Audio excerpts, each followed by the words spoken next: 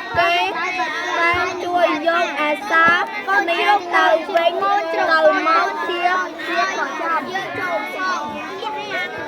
កូនជុកទី2ថាមួយមានកូនសាយ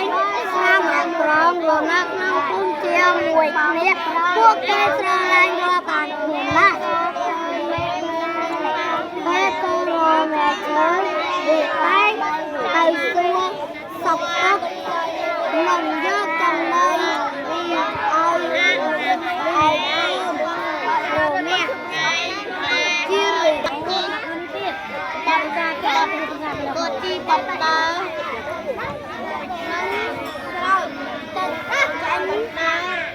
ថ្ងៃបន្ទាប់គាត់ក៏ទៅអង្គក៏ពូបើ